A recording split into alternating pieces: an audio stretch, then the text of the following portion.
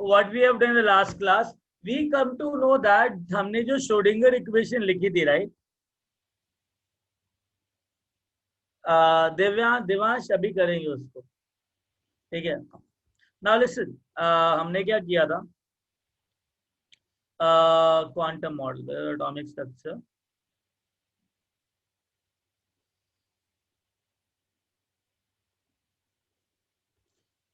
Quantum model बना के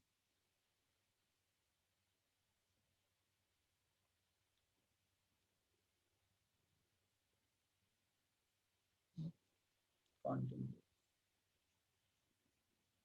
okay guys, हमने ये किया था पहले कि जो साई था that was a function of x y and z, that is cartesian equation, right? Yes, Yes, sir. sir. तो हमने लास्ट क्लास में ही पता किया था कि एक्स वाई जेड को हम पोलर कोऑर्डिनेट्स में कन्वर्ट कर सकते हैं, correct? Yes, sir. Now psi is a function of radius, psi is a function of theta and psi is a function of pi. लिख सकता हूं? Yes, sir. This part, no, R वाला part, that is known as radial part.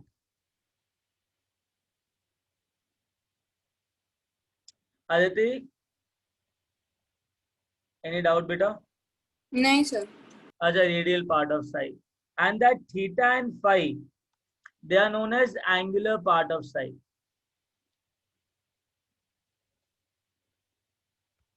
Getting a point?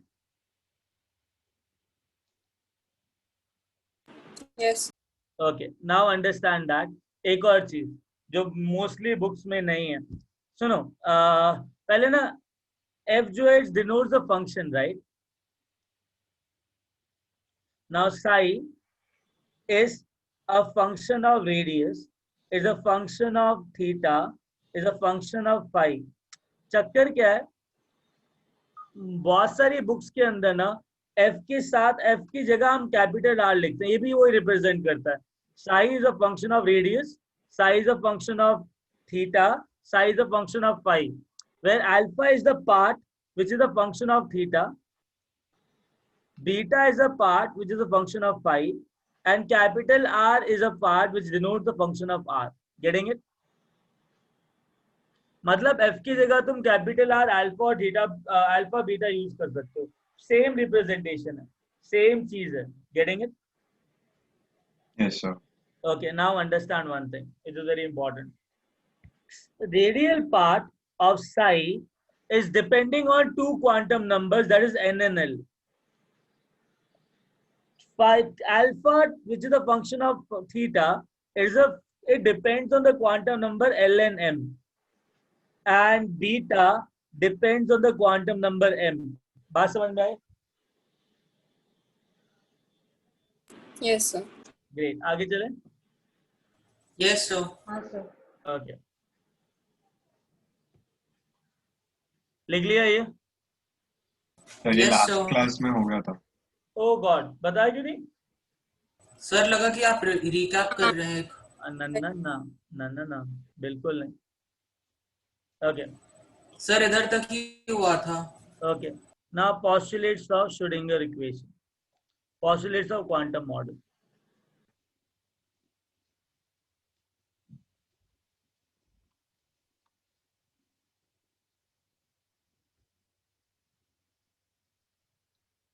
ठीक है, अब quantum model में जाने से पहले, ठीक है, give me a minute.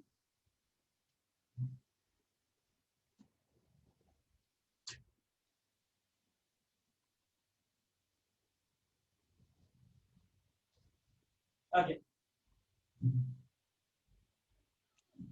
Before going to the quantum model of an atom, now what are the postulates given by your Schrodinger uncle, right? Now what is the first postulate? Schrodinger formulated a double differential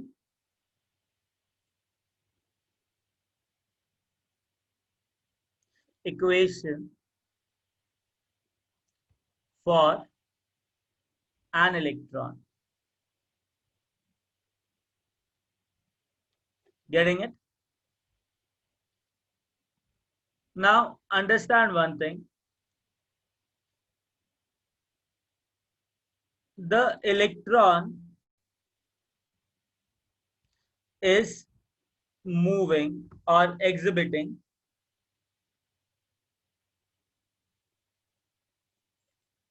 a wave nature,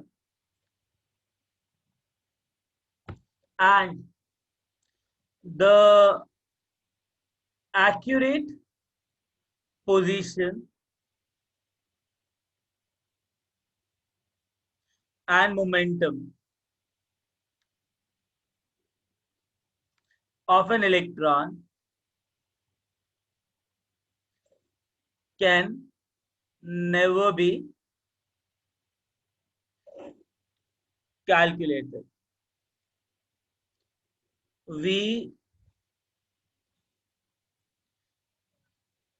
There will always be the probability of finding an electron in 3-dimensional space. बात समझ में आई कि Schrodinger ने double differential wave function calculate किया electron के लिए. अब electron wave nature show करता है, and according to Heisenberg also we cannot determine the exact position and momentum of an electron. So we will not talk about the accurate position of an electron, but we'll be talking about the probability of finding an electron in a 3-dimension way, in a 3-dimension space. Getting it? Getting it? Yes. Yes, sir. Okay. Now the solution of the wave equation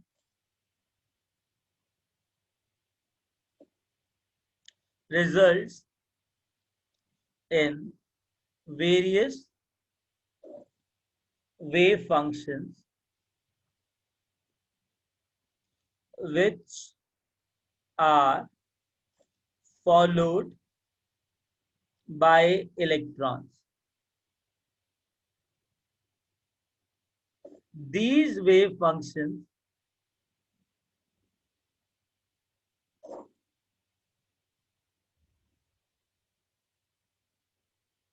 are known as eigenfunctions.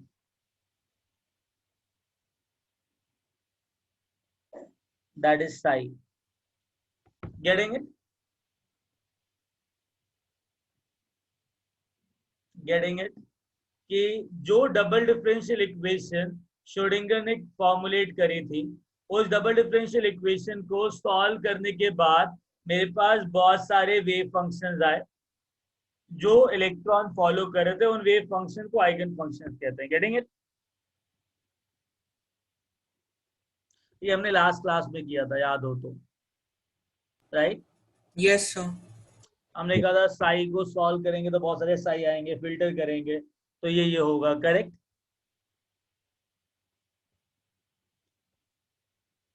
Now आगे चलेगा. Yes, sir. Okay. Sir 2 minute रुके. Okay.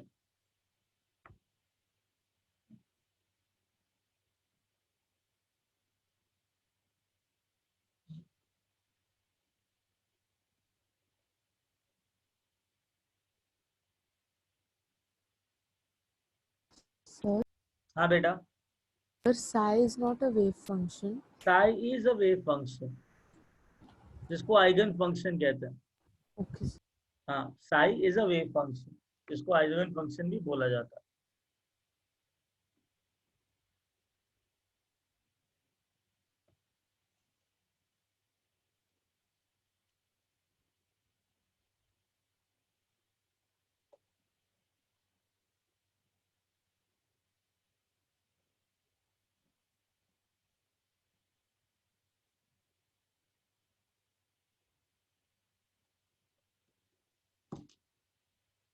लिख लिया?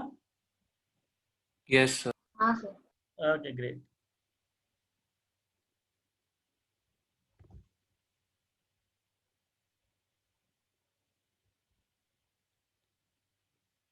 Okay, now listen. Psi is a wave function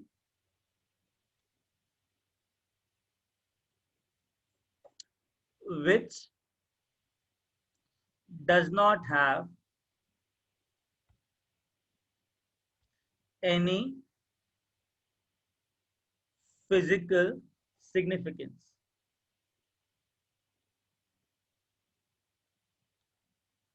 Right?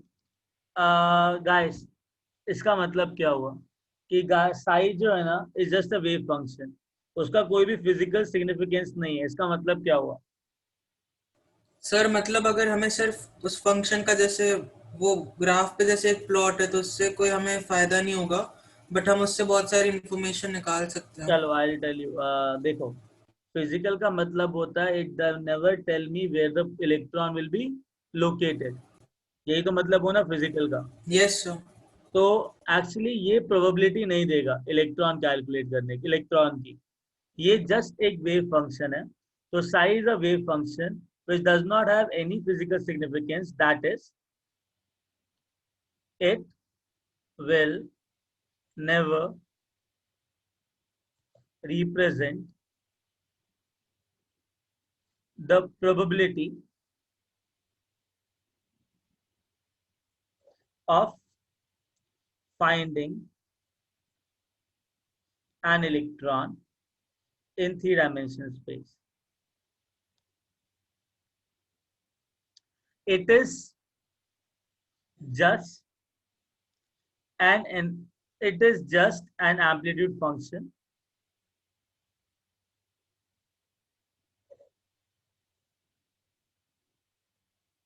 and it represents the energy of electron. It represents the energy of electron. Hence, it represents the atomic orbital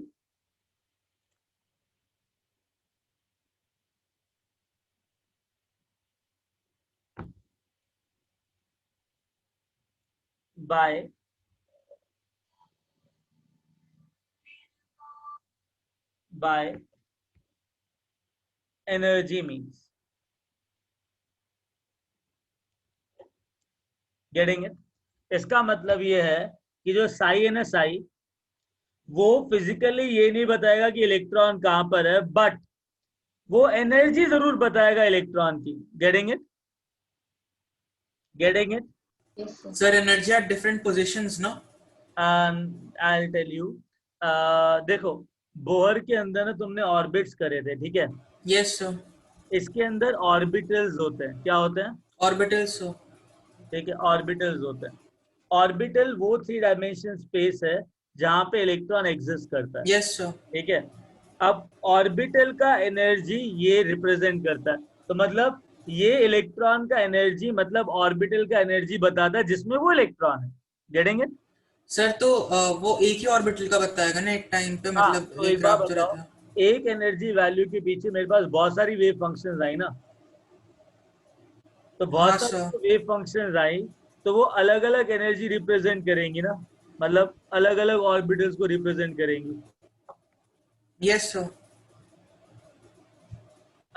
Priyal, hey guys, everyone, just give me 5 to 10 minutes to come to the difference between orbit and orbital. ठीक है, सब बताता हूँ,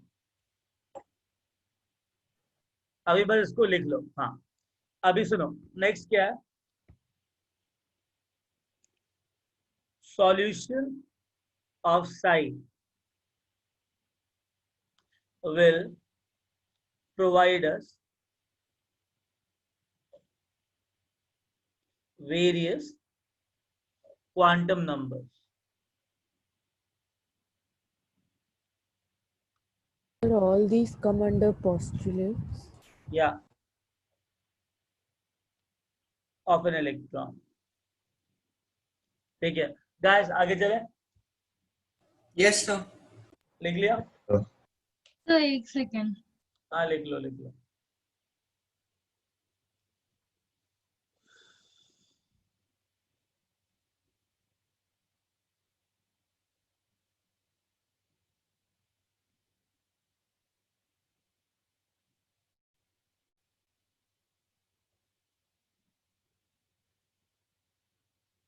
sir मुझे एक doubt है. हाँ अगर वो बता रहा है कि कितनी एनर्जी है एक इलेक्ट्रॉन की, तो हमें ये नहीं पता चल जाएगा कि वो कौन से एरिया में रहेगा, मतलब नहीं उसकी पोजीशन. नहीं नहीं, देखो क्योंकि आपने बोला कि ऑर्बिटल की एक पर्टिकुलर एनर्जी रहती है, तो उसके हिसाब से तो पोजीशन मिल जानी चाहिए. अच्छा, what I am saying here, मैं एक चेयर पे बैठा हूँ, ये मेरी फिजिकल पोजीशन है. Getting it? मेरे पास एनर्जी कंटेंट जो है वो वो जो है वो अलग चीज हो गई ना, वो मुझे फिजिकली रिप्रेजेंट तो नहीं करेगा ना. ओके. अब दूसरी चीज ये है कि एक पूरे ऑर्बिटल की एनर्जी फिक्स होती है. Getting it? I agree. Yes. But जो ऑर्बिटल का शेप है, एरिया है, वॉल्यूम है, वो साई नहीं देता है, वो कोई और फंक्शन देता है. और कौन सा फंक्शन है अभी करेंगे, ठीक है? Okay sir. या आगे चलेगा? हाँ sir. Okay. Now listen. Next point is seriously again. Next postulate is psi square, which is equal to psi into psi conjugate. Represent is known as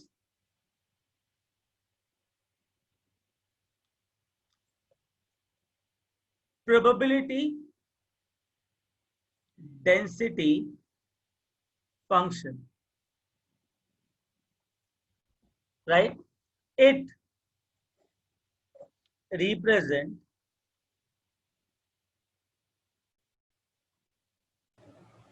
Sir, The probability by volume की एक it represent the probability of finding an electron in a region having volume dV. इसका क्या मतलब हुआ? Suppose करो this is nucleus, ठीक है?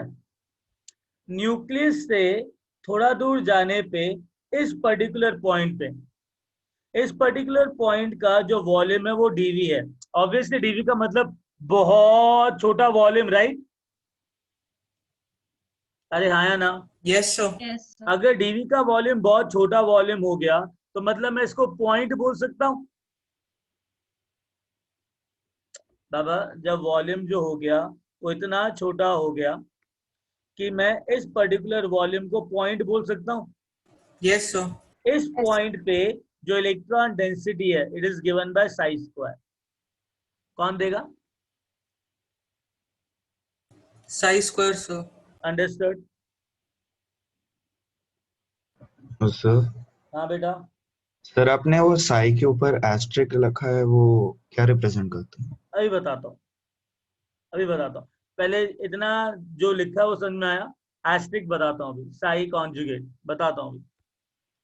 इतना समझ में आया कि अगर मेरे को एक पर्टिकुलर पॉइंट पे प्रोबेबिलिटी चाहिए तो वो साई स्क्वायर देता है.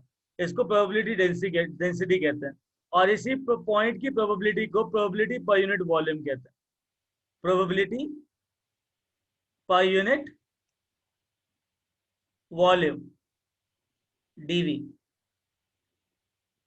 अंडरस्टूड? तो एक पॉइंट पर कितना प्रोबेबिलिटी है इलेक्ट्रॉन फाइंड आउट करने का, it is given by Sai square. इतना समझ में आया? इस पॉइंट पे क्या हो गया? साई स्क्वायर. इस पॉइंट पे क्या हो गया? साई स्क्वायर. तो हर एक पॉइंट पे मेरे पास प्रोबेबिलिटी आएगी इलेक्ट्रॉन फाइंड आउट करने की, हाँ या ना?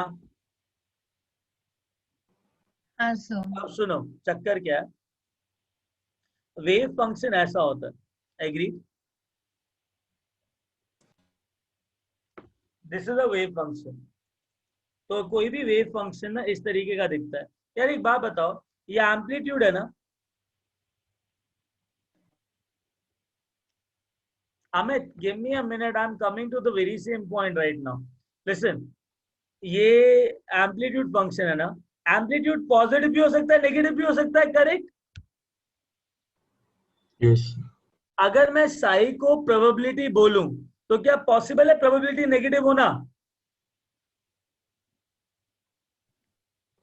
हाँ। अच्छा, प्रोबेबिलिटी नेगेटिव हो सकती है? अच्छा ओके, प्रोबेबिलिटी नहीं, नहीं सिर्फ ना? एम्पलीट्यूड। तो एक बार बताओ, जब मैंने बोला Sai does not have any physical significance, मतलब वो प्रोबेबिलिटी तो नहीं बताएगा, राइट? वो ये नहीं बताएगा यहाँ पे इलेक्ट्रॉन हो सकता है, कितना प्रोबेबिलिटी है, correct? Because probability can never be negative. अब सुनना, तो लोग बोलते सर साई स्क्वायर ले लो, है ना? क्योंकि स्क्वायर करने पे जो नेगेटिव चीज है वो क्या हो जाएगा? पॉजिटिव। पॉजिटिव। तो प्रोबेबिलिटी पॉजिटिव हो सकती है? Yes sir. Okay, now understand one thing, किसी भी चीज को जस्ट स्क्वायर करने से प्रोबेबिलिटी नहीं आती। मैं तुमको बताता हूँ क्या है। कभी कभार ना वेव फंक्शन के अंदर जो क्या कहते हैं उसको, फंक्शन होते हैं ना, वेव फंक्शन, उसके अंदर ना एक इमेजिनरी टर्म भी होती है। कभी तुमने कोई फंक्शन ऐसा देखा a plus iota b? Yes sir. Iota पता है क्या होता है? The root of minus. हाँ, तो iota is an imaginary function that is under root of -1। अगर सपोज करो वेव फंक्शन ये दे रखा है मेरे पास, अब मुझे पता है प्रोबेबिलिटी पॉजिटिव चाहिए और it should be real. Can probability will be imaginary? क्या कभी प्रोबेबिलिटी इमेजिनरी हो सकती है क्या? No sir. नहीं ना? अच्छा, अगर मैं सिंपली साई स्क्वायर करूं तो क्या आ जाएगा? a प्लस आयोटा बी का whole square which is equal to a square plus iota square b square plus 2a iota b, agree? Which is equal to a square minus b square plus iota 2ab। तो एक बात बताओ, ये तो रहा real part, ये क्या हो जाएगा? Imaginary part, agree? एग्री?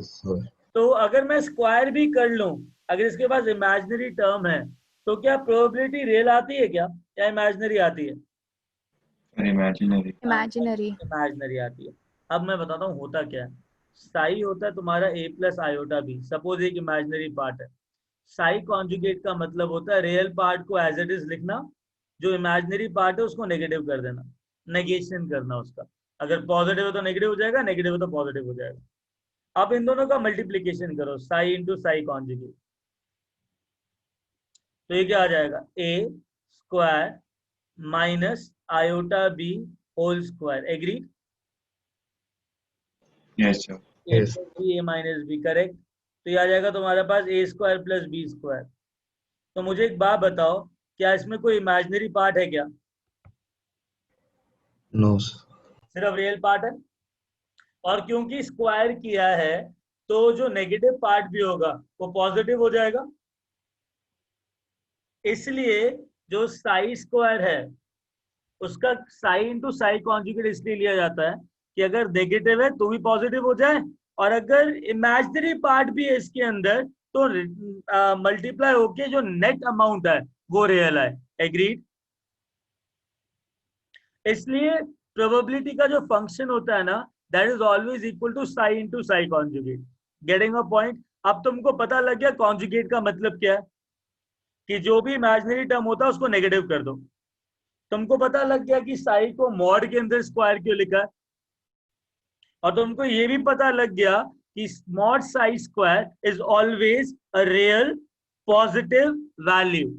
तो it does represent probability because probability is always real and probability is always positive. Agree?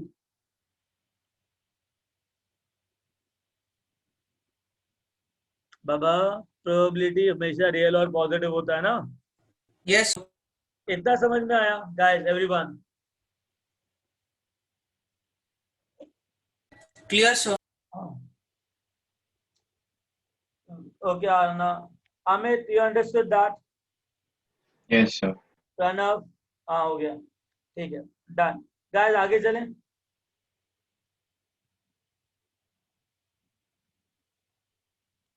Guys आगे चलें। Yes sir. Yes, sir. चलो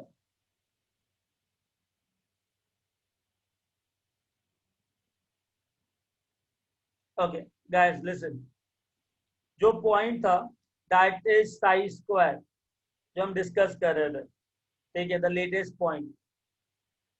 मैंने क्या कहा था, साई स्क्वायर क्या रिप्रेजेंट करेगा? अगर एक न्यूक्लियस है, ठीक है, एंड यहाँ पे एक पॉइंट है, यहाँ पे एक पॉइंट है, यहाँ पे एक पॉइंट है, यहाँ पे एक पॉइंट है, मैं इलेक्ट्रॉन की प्रोबेबिलिटी निकाल रहा हूँ, और जहां पे इलेक्ट्रॉन एग्जिस्ट करता है ना उसको ऑर्बिटल कहते हैं। क्या कहते हैं? क्या कहते हैं?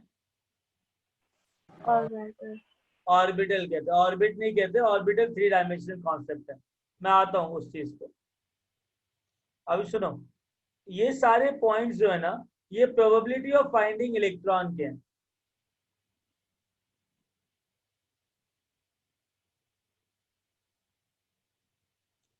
ठीक है, अब क्या है, हाइजेनबर्ग ने कह दिया कि इलेक्ट्रॉन कहीं पे भी हो सकता है, तो लेट्स से ये सारा इलेक्ट्रॉन आ गया और कुछ प्रोबेबिलिटी मेरे पास बहुत दूर दूर तक आई इलेक्ट्रॉन फाइंड करने की। पता है ऑर्बिटल का डेफिनेशन क्या होता है? ऑर्बिटल का मतलब होता है it is the 3 dimensional reason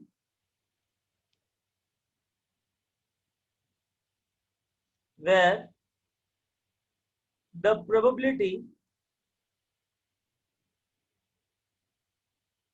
of finding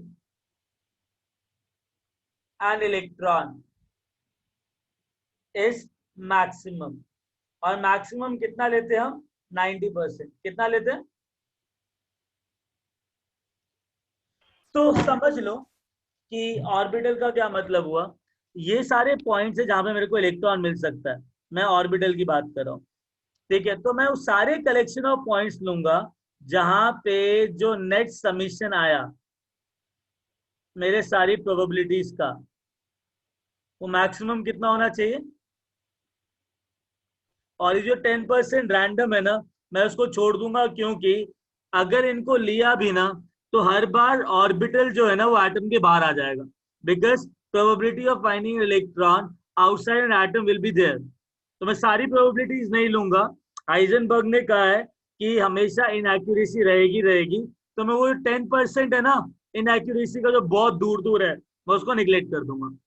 और जो मैक्सिमम 90% आ रहा है ना ओवरऑल रीजन, मैं उसको ऑर्बिटल बोलूंगा। तो ये जो रीजन आया मेरे पास जहां पे net probability of finding electron कितना है? 90% sir. It is an orbital. समझ में आया? It is different from orbit. Orbit 2 dimensional concept है और ऑर्बिटल 3 डायमेंशनल कंसेप्ट है। ऑर्बिटल ये होता है जहां पे probability of finding electron maximum होती है कितनी? 90%। अंडरस्टूड? यानी 90% बहुत जगह नहीं लिखा हुआ है, तुमको लिखना जरूरी है। प्रिसाइजली 89.9%, तो 90% ले लेते हैं। Getting it guys? ऑर्बिटल पता लगा?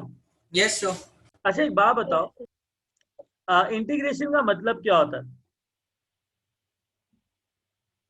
सर बहुत छोटे छोटे पार्ट्स को ऐड करना। ऐड करना, ठीक है। अगर मैं इंटीग्रेट कर रहा हूँ प्रोबेबिलिटीज को जो पॉइंट्स पर है साई स्क्वायर को, तो मैं सारे पॉइंट्स ऐड कर रहा हूँ, correct? Yes sir. Suppose volume लिया 0 से, तो अच्छा मैं इसको इंटीग्रेट कर रहा हूँ with respect to volume, right?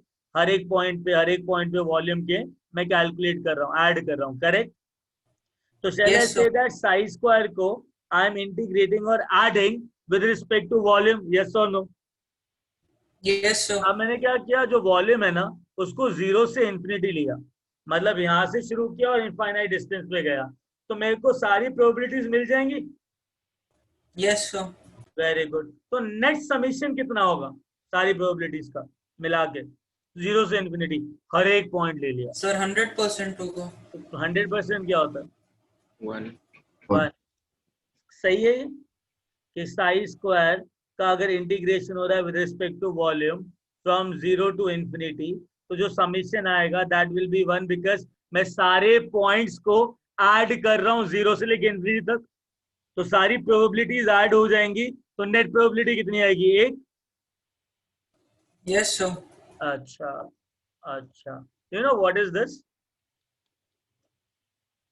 You know what is that?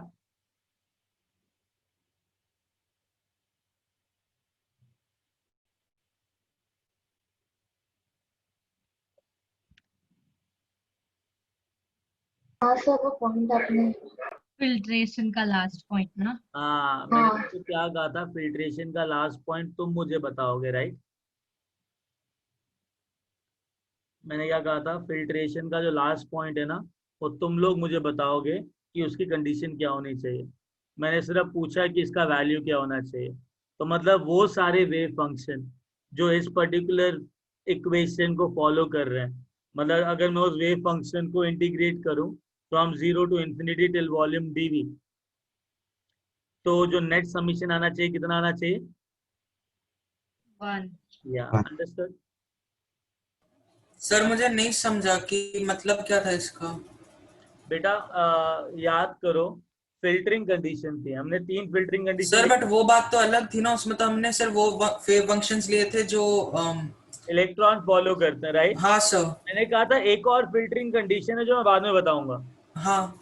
अगर मेरे पास सपोज एक वेव फंक्शन आया और वो वेव फंक्शन कॉन्टिन्यूअस भी है, फाइनाइट वैल्यू भी है और सिंगल वैल्यू भी है, करेक्ट?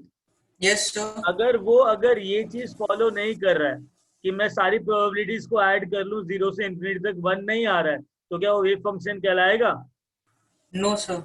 हाँ, तो ये फोर्थ फिल्टरिंग कंडीशन है, गेटिंग इट? ओके सर, समझ गया सर। हाँ गाइस, समझ में आया? Yes sir.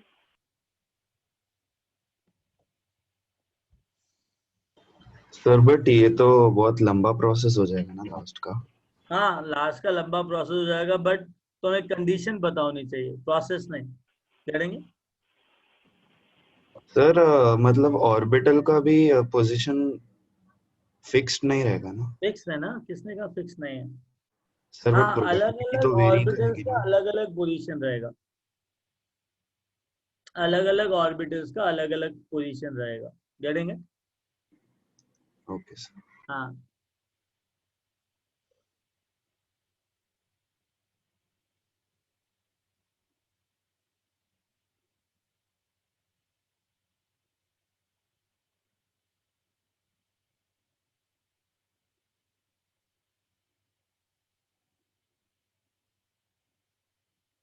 लिख लिया?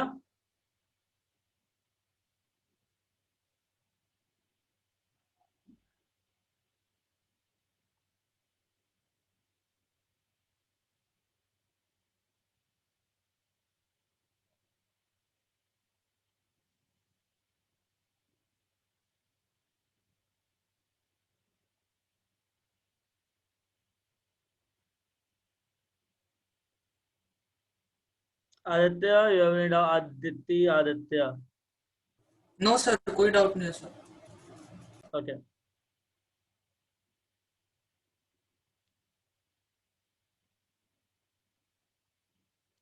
आगे चलें गाइस? Yes sir. ओके। हाँ, now listen, the main part over. ठीक है, अब तुमको क्या समझना है? Quantum numbers.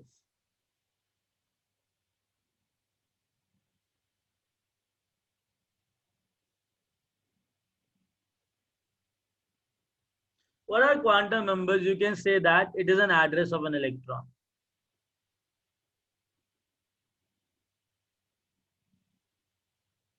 Getting it? Suppose करो एक रोड है और यहाँ पे बहुत सारे घर हैं, ठीक है। हर एक घर में ना बहुत सारे फ्लोर्स हैं और बहुत सारे फ्लोर्स के अंदर तुमको ना एक पर्टिकुलर कमरे के अंदर जाना है, गेटिंग इट। तो एक फ्लोर में बहुत सारे कमरे हैं, ठीक है। तो अंडरस्टैंड वन थिंग, पहली चीज कि इस रोड के ऊपर कितने बिल्डिंग्स हैं, एक रोड पे कितने बिल्डिंग्स हैं गाइस, क्या कर रहे हो? अरे इस रोड पे कितनी बिल्डिंग्स हैं? चार। चार। तो n हो गया 4, गेटिंग इट। n का मतलब हो गया शेल नंबर। जिस तरीके से एक एटम में, याद है बोर ने क्या कहा था, पहला शेल, दूसरा शेल, तीसरा शेल, राइट? हाँ आदित्य, 1 सेकेंड, पहला शेल, दूसरा शेल, तीसरा shell, getting it. Now understand that तुमको दूसरी बिल्डिंग के 3rd फ्लोर पे जाना है और उसमें 5वां रूम पकड़ना है, गेटिंग इट। और एक रूम में ना सिर्फ 2 लोग आ सकते हैं, जो कि एक चेयर पे बैठेंगे, जो एक चेयर क्लॉकवाइज घूमेगी और दूसरी चेयर एंटी क्लॉकवाइज घूमेगी। बात समझ में आई? Yes sir. अच्छा अब सुनना, एक पर्टिकुलर एटम में बहुत सारे शेल्स होते हैं, तो एक पर्टिकुलर रोड में बहुत सारी बिल्डिंग्स हैं। तो लेट्स से सेकंड शेल में गए तुम, एक पर्टिकुलर शेल के अंदर ना बहुत सारे सब शेल्स होते हैं। क्या होते हैं? सब शेल्स हो। हाँ, तो शेल के अंदर हो गए सब शेल, ठीक है। नाउ अंडरस्टैंड, तुमको ढंग से चीज बताता हूँ, ड्रॉ ये रहा, ठीक है। Let's say this is first shell, right?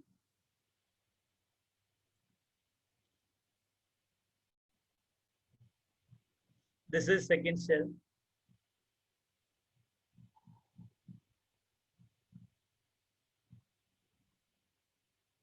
this is third shell, right? Now understand that ये न्यूक्लियस है और ये जो शेल है ना 1 2 3, ये वही शेल है जो बोर ने बोले थे, जिनको मैं ऑर्बिट्स बोलता हूँ और स्टेशनरी एनर्जी लेवल्स बोलता हूँ। Getting a point? Yes sir. ठीक है। नाउ अंडरस्टैंड दैट एक शेल के अंदर ना बहुत सारे सब शेल्स होते हैं। तो पहले शेल में मैं बता रहा हूँ कि एक सब शेल होता है,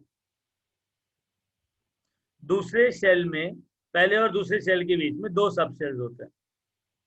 तो पहला सब शेल, दूसरा sub shell, getting it? Yes sir.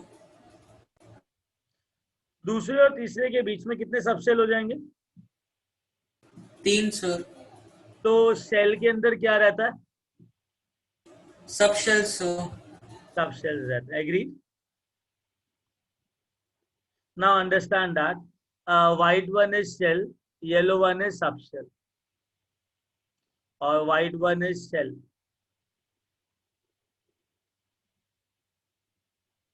आप सुनो, तुम्हें दूसरी बिल्डिंग मिली, तुम 3rd फ्लोर पे गए। 3rd फ्लोर मतलब सब शेल, एक बिल्डिंग के अंदर बहुत सारे सब शेल्स होते हैं, राइट? अब एक फ्लोर के अंदर ना बहुत सारे रूम्स हैं, agree? Yes sir.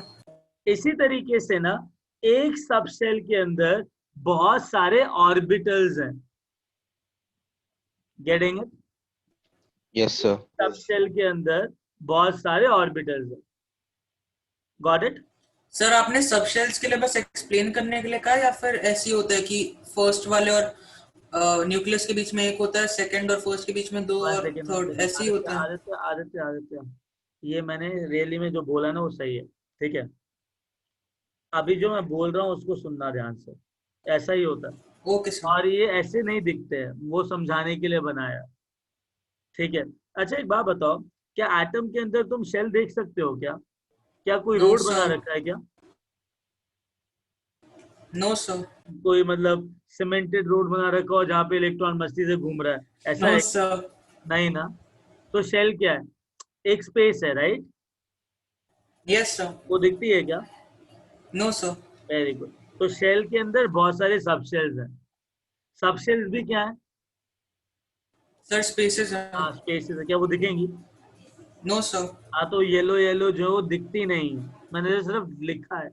Getting it? खुशी समझ गया समझ में सर। आया? मैंने कहा शेल के अंदर सब शेल्स हैं। तो तुम 5th फ्लोर पे चले गए। सपोज करो 5th फ्लोर में 5 रूम है, तुमको 5वें नंबर पे जाना है। तो 5th फ्लोर में 5 रूम है, मतलब एक सब शेल में 5 ऑर्बिटल है। Getting a point? Yes sir.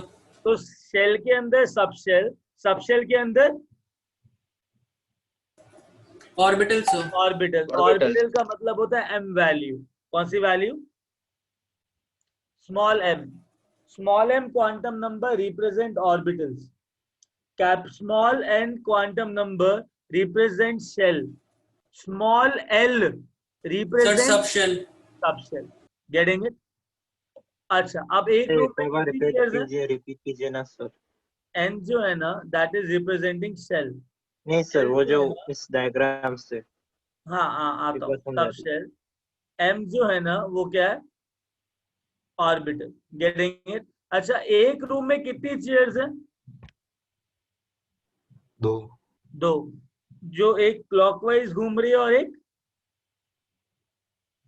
Anti clockwise. इसी एंटी तरीके से क्लॉकवाइज। एक ऑर्बिटल के अंदर सिर्फ 2 इलेक्ट्रॉन आ सकते हैं। सर हाँ सर आप 1 मिनट पीछे वाली स्लाइड पे जा सकते हैं? मैं सब जगह जाता हूँ। पहले इतना समझ में आया मैं जो कह रहा हूँ? हाँ सर। एटम के अंदर शेल्स होते हैं, शेल्स के अंदर सब शेल्स होते हैं, सब शेल के अंदर ऑर्बिटल। ऑर्बिटल्स होते हैं, और ऑर्बिटल्स के अंदर इलेक्ट्रॉन होते हैं, राइट? सिमिलरली 4 शेल है, 4 शेल के अंदर बहुत सारे सब शेल है, एक सब शेल के अंदर बहुत सारे ऑर्बिटल्स हैं। एक पर्टिकुलर ऑर्बिटल के अंदर कितने इलेक्ट्रॉन रह सकते हैं? 2। हाँ, तो स्पिन होता है उसके बाद। एक होता है स्पिन प्लस हाफ और एक होता है माइनस हाफ, एक क्लॉकवाइज के लिए और एक एंटी क्लॉक। अंडरस्टूड? अंडरस्टूड? तो मुझे ये सारी चीजें तो समझी, लेकिन वो जो आपने डायग्राम बनाया है वैसे ही होता है कि कुछ अलग किधर वे किधर में? किधर किधर किधर ये डायग्राम जो बना? बोर के ऑर्बिट्स है, ये आई मीन। ये हाँ हाँ अच्छा हाँ हाँ। सुनो सुनो, देखो ये मैंने तुमको पहले ही कहा था कि ये सीमेंटेड नहीं है, राइट? हाँ देखा जाए तो एटम के अंदर तुमको क्या दिखता है? इलेक्ट्रॉन्स। हाँ। ये पाथवेज तो नहीं दिखेंगे ना? नहीं। Very good. तो इलेक्ट्रॉन्स का जो मूवमेंट होगा वही दिखेगा ना? हाँ इलेक्ट्रॉन का मूवमेंट एक पर्टिकुलर 3 डायमेंशनल स्पेस में रहेगा, हाँ और मैं वो स्पेस कंसिडर करूंगा जिसमें इलेक्ट्रॉन मैक्सिमम रहता है। हाँ। तो मैं किस चीज को रिप्रेजेंट कर रहा हूँ जो मुझे एक्चुअली दिखेगा? वो स्पेस जहाँ पे ज्यादा प्रोबेबिलिटी रहेगी हाँ, तो उसका नाम क्या इलेक्ट्रॉन। होता है? अभी हमने ना एक चीज का डेफिनेशन देखा, क्या था वो डेफिनेशन? ऑर्बिटल। तो एक्चुअली देखा जाए कि मुझे क्या देखना चाहिए, शेप ऑफ शेल, सबशेल या orbitals? Orbital. Exactly, because that represent the probability of finding the electron in 3 dimensional space. तो मतलब इसका शेप ऐसा नहीं होगा? नहीं, बिल्कुल नहीं, ये तो सिर्फ समझाने के लिए लिखा। ओके। Getting it? यस अब सर। मैं लास्ट स्लाइड पे जा रहा हूँ। Someone asked me for last slide. Here.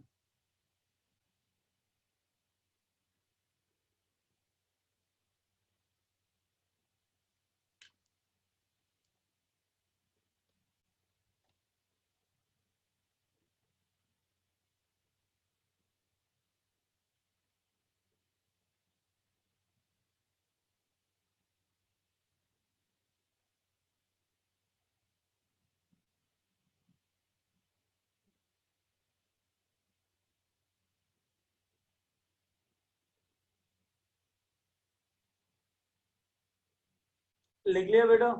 हाँ सर, थैंक यू। ओके।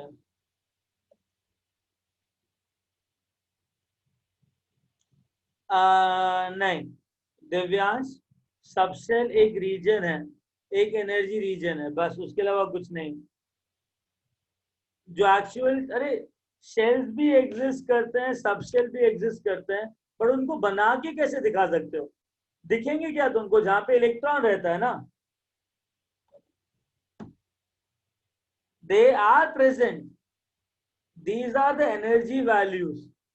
तो यहां से यहां तक का पहला सबशेल हो जाएगा, यहां से यहां तक का सेकंड सबशेल हो जाएगा, यहां से यहां तक का थर्ड हो जाएगा। ये क्या है? ये एनर्जी वैल्यूज है, ये एनर्जी रीजन्स हैं, उसके अलावा कुछ नहीं है।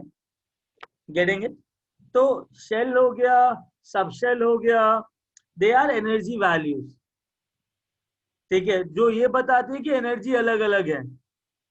Getting a point? Getting a point? तो समझ में आया कि शेल, सब shell, orbital, spin, quantum number का क्या मतलब रहता है? आगे चलें। Yes, sir. Okay, now listen.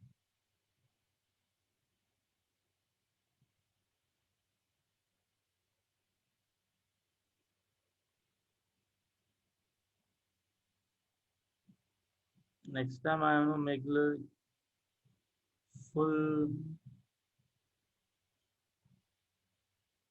Okay.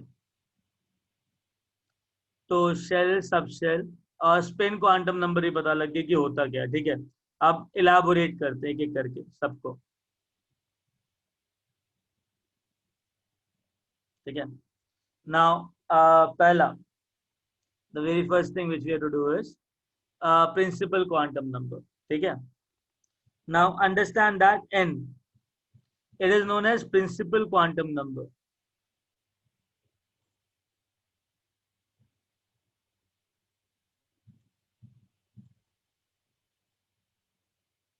Getting it? Is known as principal quantum number. And what are the meaning of n values, right? Now understand that point A, value of n starts from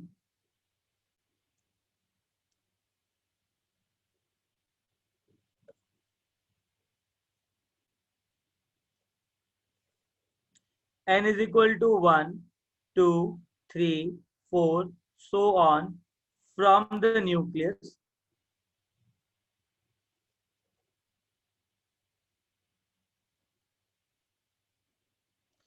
till infinity, right? और क्या represent करता है n? It represent Energy levels. yeah shell number, that is the energy levels.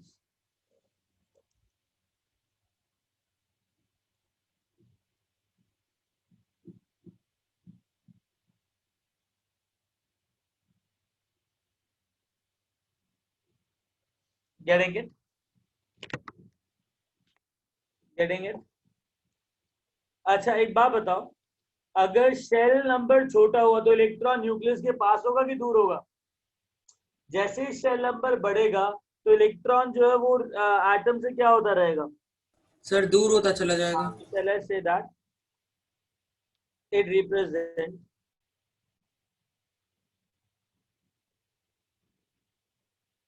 the average distance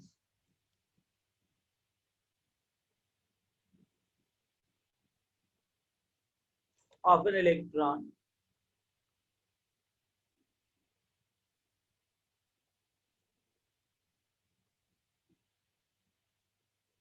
from the nucleus.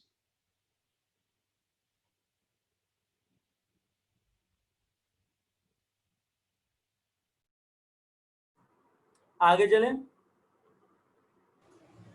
Yes sir. Yes, sir. Okay. Next,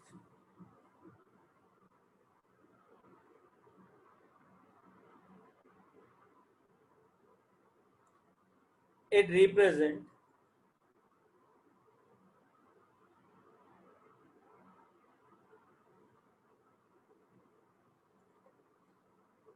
the size of an orbital,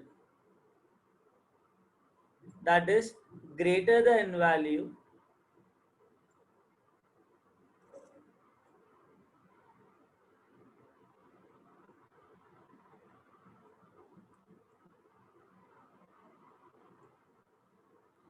greater will be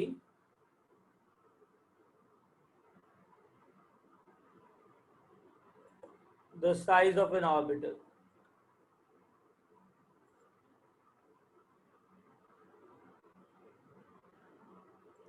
Getting it?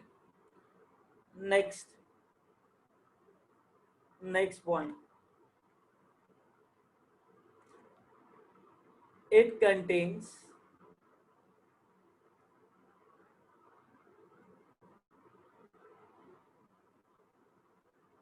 subshells inside a shell.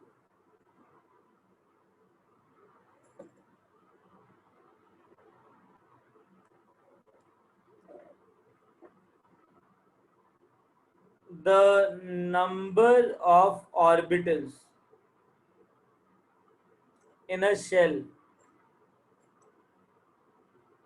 is equal to n square. The number of electron in a particular shell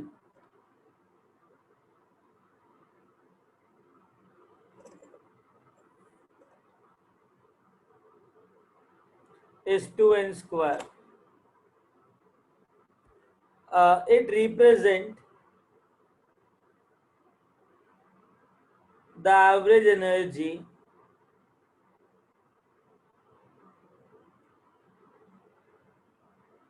of an electron. Generally बताओ, 1 2 3 4 shell number 1 2 3 4, तो ये वाला electron होगा और ये वाला electron होगा, तो किसकी एनर्जी ज्यादा होगी, ऊपर वाले की नीचे वाले की? सर नीचे वाले की। नीचे वाले की। जितना इलेक्ट्रॉन एटम के पास आता है उतना ही अट्रैक्शन होता है, उतना ही एनर्जी नेगेटिव होता है, याद है? Yes sir. बताओ, यहाँ पे ज्यादा नेगेटिव है, यहाँ पे कम नेगेटिव है, तो कहाँ पे ज्यादा एनर्जी? सर सेकंड वाले में। Getting it? तो इलेक्ट्रॉन 2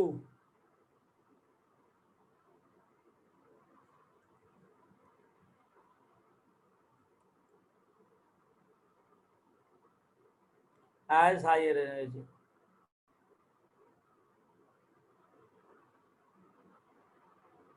तो ये थोड़ा बहुत एनर्जी के बारे में बताता है। Getting it? तो these are the points for quantum number n, कि एक सेल के अंदर n square number of orbitals होते हैं, 2n square number of electrons होते हैं। ऑब्वियस सी बात है, एक ऑर्बिटल में कितने इलेक्ट्रॉन हो सकते हैं? सर 2। हाँ, तो ऑब्वियसली अगर n स्क्वायर ऑर्बिटल है तो कितने इलेक्ट्रॉन्स एक सेल में हो जाएंगे? Sir 2n square. अच्छा, एक बार बताओ, ये शेल नंबर है, ये नंबर ऑफ ऑर्बिटल्स है, तो पहले शेल, दूसरे शेल, तीसरे शेल, चौथे शेल, कितने ऑर्बिटल्स? 1 कितने ऑर्बिटल्स? 4। कितने ऑर्बिटल्स? 9 16। अंडरस्टूड? तो मैं वीडियो लैग हो गया था, रिपीट कीजिए ना एक और बार। क्या बेटा? तो मैं वीडियो लैग हो गया था, एक और बार रिपीट कीजिए ना, आपने जो कैलकुलेशन किया एक और बार। हाँ, मैंने बोला अभी जो नंबर ऑफ ऑर्बिटल्स होते हैं ना एक सेल के अंदर, n स्क्वायर के इक्वल होते हैं। तो अगर n जो है वो 1 है तो 1 स्क्वायर 1, 2 है तो 2 स्क्वायर 4, 3 है तो 3 स्क्वायर 9, 4 है तो 4 स्क्वायर 16, इतने नंबर ऑफ ऑर्बिटल्स उस पर्टिकुलर शेल में रहेंगे। Getting it? तो ऑर्बिटल से सबशेल के बारे में बात नहीं हो चल रहा है ना? क्या कह रहा? सर ये जो n है वो नंबर ऑफ मतलब ये शेल नंबर डोनेट करते हैं। हाँ हाँ हाँ हाँ। तो इससे हमें आपने जो n स्क्वायर जो कैलकुलेशन किया उससे सिर्फ नंबर ऑफ ऑर्बिटल्स पता चलते हैं। हाँ, लेकिन ये मतलब कितने सबशेल से वो पता नहीं चलते ना बेटा। जितना एक बार बता, the number of subshell is equal to n number. मतलब अगर नंबर ऑफ सबशेल्स की बात कर रहे हो ना, it contains subshell inside a shell which is equal to which are equal to shell number. अगर याद हो भी बताया था, एक शेल में पहले ऑर्बिट में, पहले शेल में सर 1 सब शेल होगा, दूसरे शेल में 2 सब शेल, तीसरे शेल में 3 सब शेल, सो ऑन। करेक्ट? ठीक है सर। हाँ तो I जितने guess होगा, आगे चलेगा। जितना नंबर होगा शेल नंबर, उतने ही सब शेल्स होंगे। ठीक। एग्जैक्टली मतलब अगर चौथा शेल है तो तीसरे और चौथे के बीच में 4 सब शेल आएंगे, ठीक है।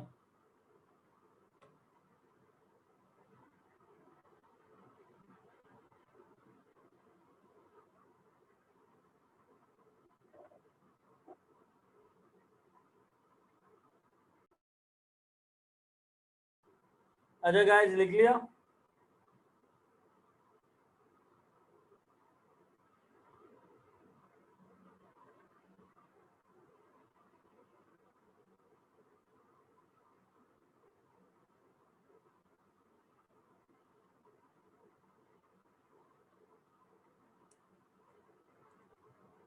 Okay great.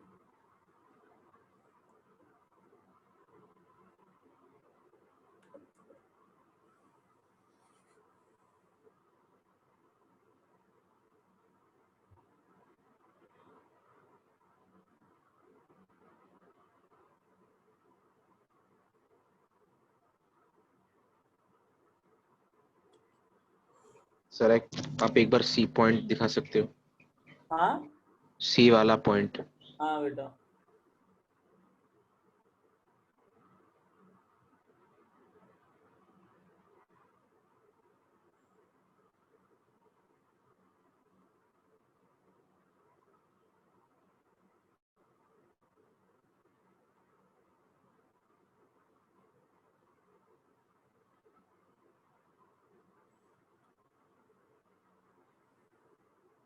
Guys done?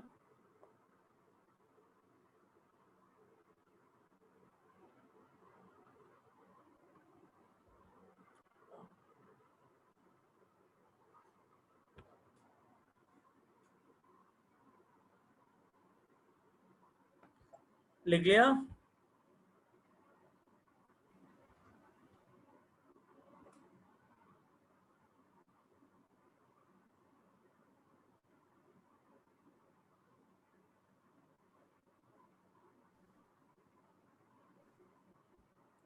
Okay guys, shall we move ahead now?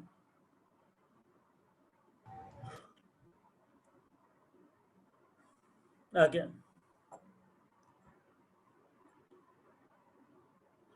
अरे बच्चा पार्टी लिख लिया तुम लोगों ने?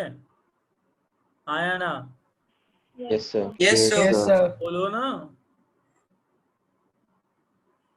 Okay. Next quantum number is small l. इसको बोलते हैं azimuthal quantum number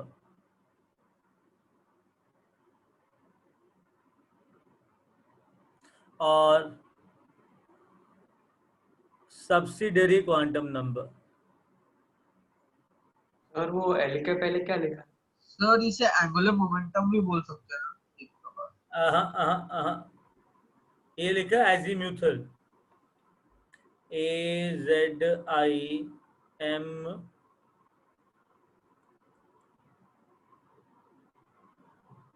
सर वो आपने जेड लिखा है क्या? क्या? Second quantum number is azimuthal quantum number, ठीक है।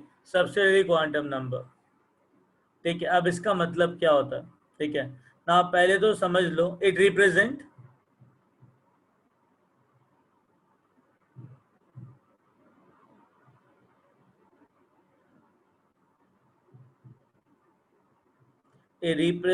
the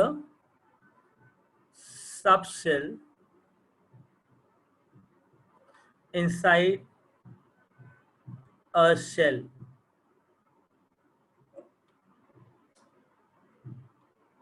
For a given shell,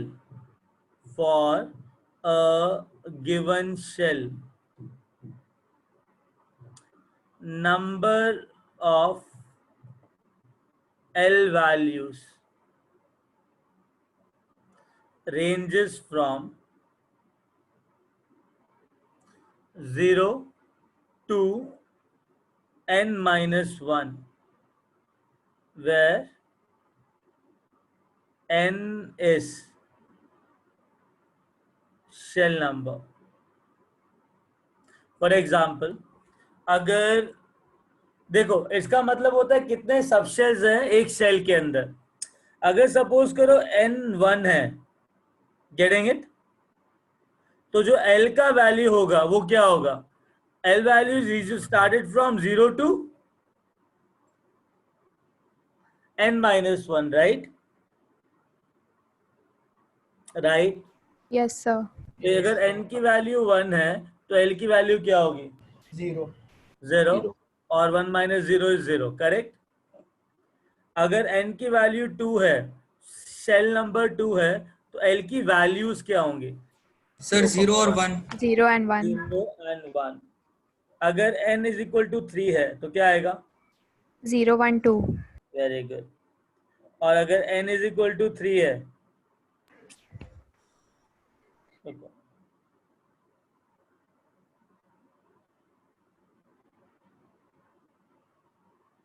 guys screen दिख रही है? No sir. ओके तो ओके। अगर n इज इक्वल टू 1 है तो l की वैल्यू है 0। अगर n इज इक्वल टू 2 है तो l की वैल्यू है 0 and 1। अगर n इज इक्वल टू 3 है, you guys told me it is 0 1 and 2। अगर n इज इक्वल टू 4 है तो सर 0 1 2 0 1 3। 2 3. स्क्रीन दिख रही है ना? Yes sir. Yes sir 0 1 2 3 4, agreed? Now understand that अगर l की वैल्यू 0 है ना, इसको s सबशेल कहते हैं। क्या बोलते हैं? Very good. अगर l की वैल्यू 1 है ना, तो इसको बोला जाता है p सबशेल। क्या बोला जाता है? Very good. l की वैल्यू 2 है, इसको बोला जाता है d सबशेल। सर फिर F। हाँ, l की वैल्यू 3 है तो it will like f subshell. l की वैल्यू 4 है, sir G। g subshell. Getting it? So on, GHI अभी तक वो आया नहीं है, बट ठीक है। अगर बताओ, पहले शेल में मेरे पास एक सबशेल है जिसका वैल्यू 0 है। 0 का मतलब कौन सा सबशेल हुआ? Sir S S। तो subshell. इसको मैं बोलूंगा 1s। क्या बोलूंगा? क्योंकि पहले शेल में s सबशेल है। Getting it? तो 1 रिप्रेजेंट शेल नंबर। दूसरे शेल में कितनी वैल्यूज हैं? 2 values. 0 and 1। 0 मतलब कौन सा सबशेल? एस कौन से शेल में? Shell. 2s। Very good. 1 का मतलब 2p. 2p, agreed? तो पहले शेल में मेरे पास एक सबशेल है 1s, दूसरे शेल में मेरे पास दो सबशेल हैं, that is 2s and very good. तीसरे शेल में ये हो जाएगा 3s, ये हो जाएगा 3p, 3p. और 2 का मतलब क्या हो जाएगा? 3d. 3d। तो मेरे पास तीसरे शेल में 3 सबशेल्स हैं। कौन कौन से? 3s, 3p and 3d। Getting it? Great. उसके बाद चौथे शेल में 4s 4p 4d 4f. 4d and 4f। इधर 5s 5p 5d 5f 5g. 5p 5d 5f and 5g. You understood how the number of shells, sub shell become equal to shell number? एक shell है तो एक सब shell है, shell number 2 तो 2 सब shell है, शेल नंबर 3 है तो 3 सब शेल है। Getting a point how it comes, right? Yes yes sir. Okay, आगे चलें। सर एक सेकंड। 2 मिनट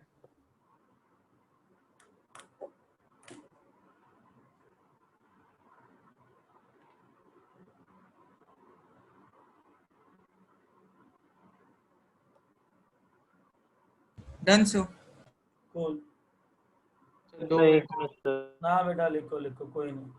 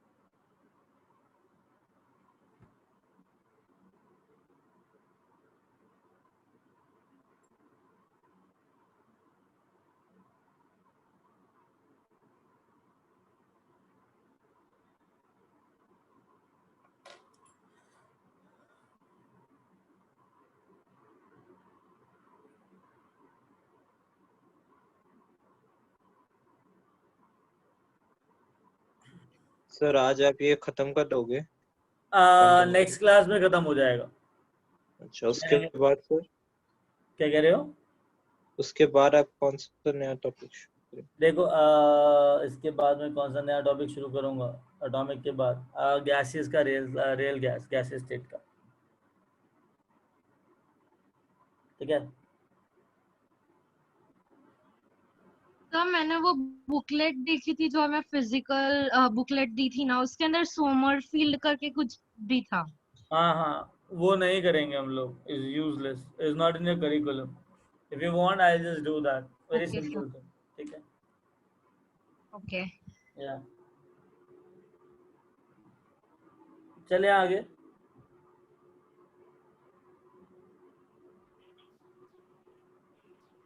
गाइस आगे चले। Yes, sir. Yes, sir. ठीक है, नाउ अंडरस्टैंड दैट। सर मेरे को डाउट था सर। हाँ सर वो जो वेव फंक्शन का जो हम लोग ने जो फॉर्मूला डिराइव किया था ना, उस पे सम्स भी बनते हैं क्या? नहीं नहीं नहीं नहीं नहीं नहीं नहीं नहीं बनते। मतलब सर वो फिर उसका यूज किधर आता है? कोई यूज नहीं है बस, लाइक वो तुम्हें इसलिए पढ़ाया गया ताकि तुम समझ सको कि वो डबल डिफरेंशियल इक्वेशन आई कैसे है। बिना उसके मैं लिखूंगा तो फिर तुम्हारे को बाउंस मारेगा कि नहीं मारेगा? हाँ सर। है ना? तो अब तो कम से कम ये तो पता है ना कि कैसे आया वो। यस। हाँ चलो आगे चले guys.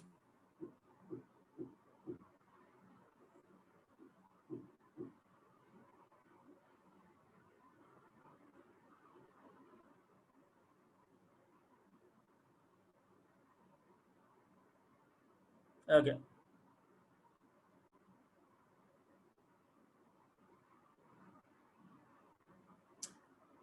okay, now where are we?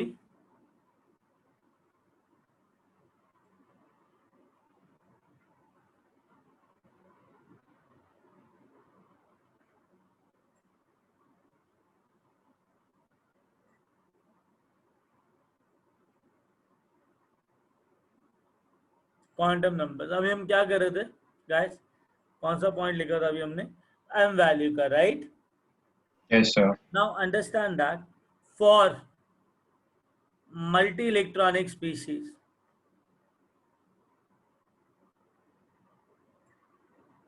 मतलब जिस एटम के पास एक से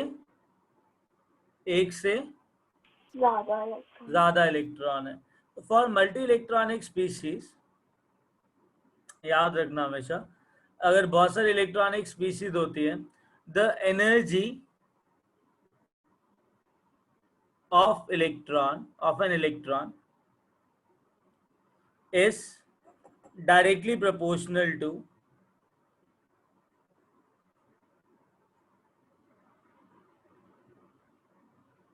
सर ये जो आप जो बोल रहे हो क्वांटम नंबर्स के, मतलब नीचे नहीं लिखना, मतलब ये अलग है क्या? नहीं, उसी का ये कौन सा पॉइंट था ये? अभी एम के अंदर हमने कौन सा पॉइंट किया? एम के अंदर तो स्टार्ट नहीं किया सर। बेटा क्या कर रहे हो? अभी एबीसीडी लिखवाया होगा ना पॉइंट? हाँ सर, वो ए बी लिखा है अब तक सी सर। लिखवाया है ना? सी तक हाँ लिखा है। हाँ, तो सी लिखना है, correct? Yes sir. So for multi-electronic species, the energy of an electron is directly proportional to n plus L value. If n plus L value is same, then greater the n value,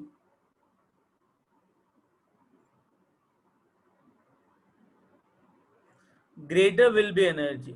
Greater will be energy. ठीक है?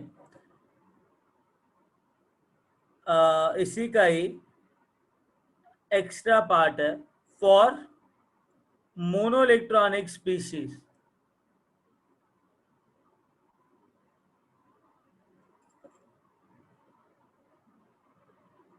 energy of electron is directly proportional to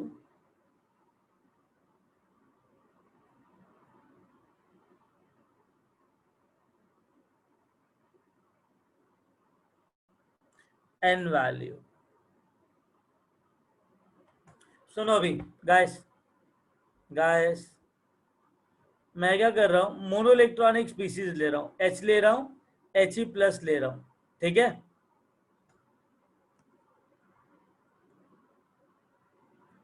correct. मैं hydrogen ले रहा हूं और He+ ले रहा हूं, ये दोनों मोनो इलेक्ट्रॉनिक स्पीसीज है। अरे हाँ या ना?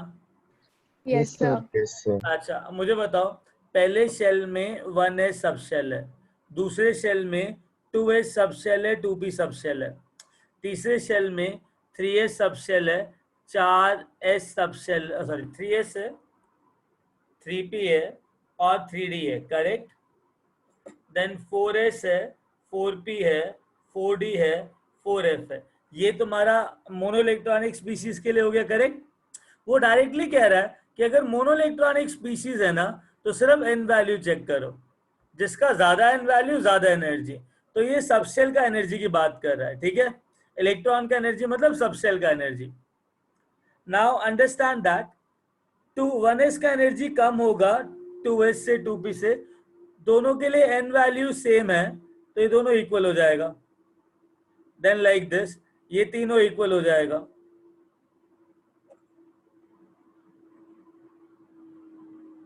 ठीक है।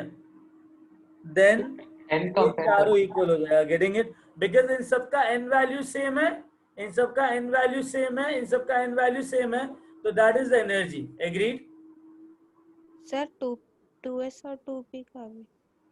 हाँ, 2s और 2p का सेम होगा ना, बिकॉज मोनो इलेक्ट्रॉनिक स्पीशीज के लिए जो एनर्जी का फंक्शन, एनर्जी होता है वो किसके ऊपर डिपेंड करता है? n वैल्यू, हाँ। Getting a point? Understood? Yes sir. Great.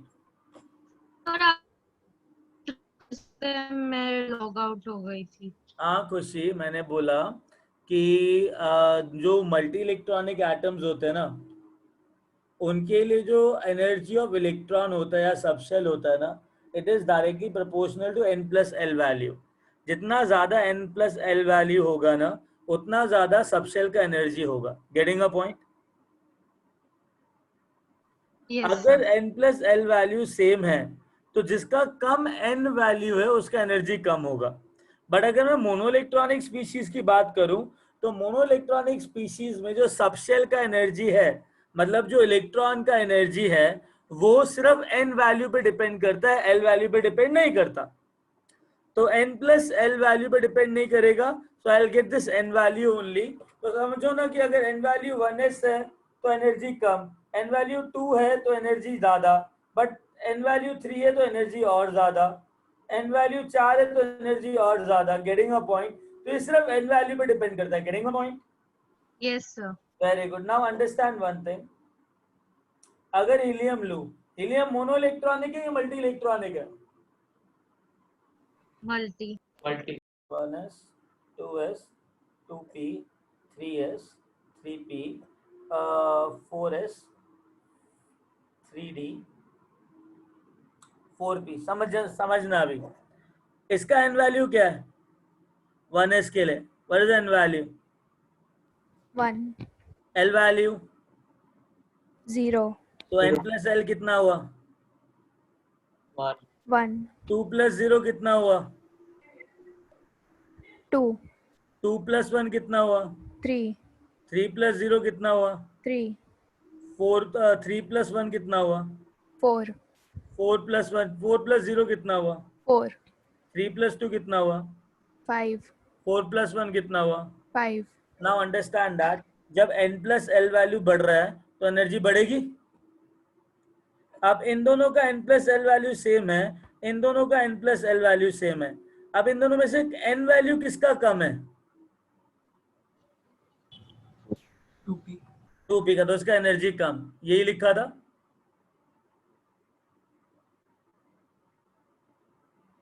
Getting it?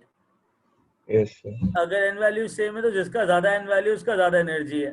तो मल्टी इलेक्ट्रॉनिक स्पीशीज के लिए this is the energy. Getting it? अगर n प्लस एल सेम है तो n वैल्यू कम तो energy come. Agreed? So that is for multi-electronic species, this is for monoelectronic species. Got that point?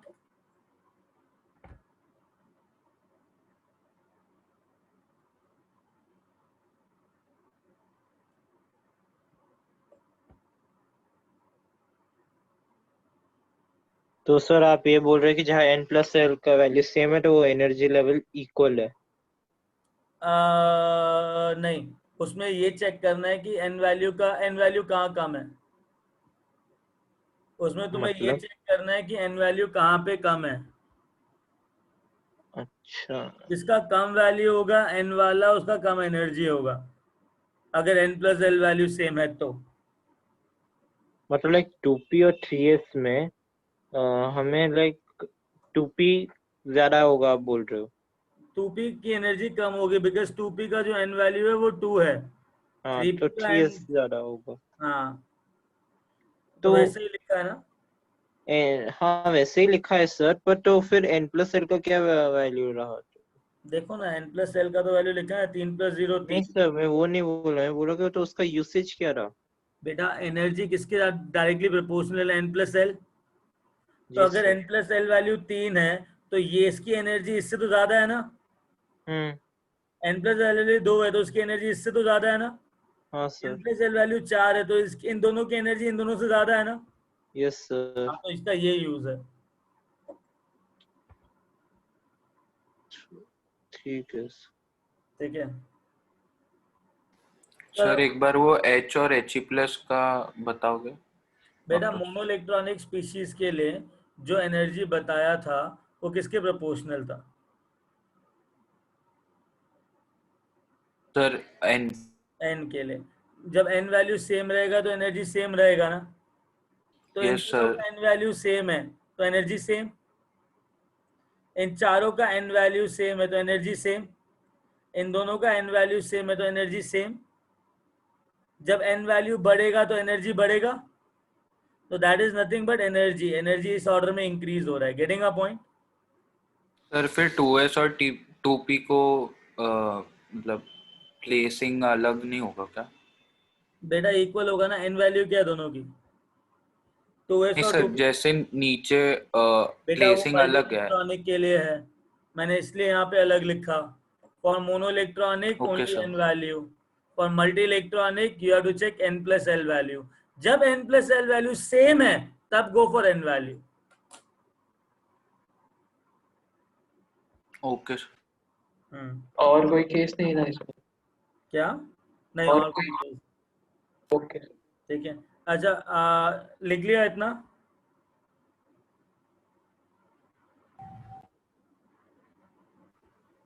अरे sir doubt है. हाँ sir ये periodic table में कितने एलिमेंट्स तक हमें क्वांटम नंबर याद रखने पड़ेंगे? देखो 30 तक तो रखो. Okay sir. ठीक है. यस. सर वैलेंसी याद रखने पड़ेंगे ना मतलब? हाँ.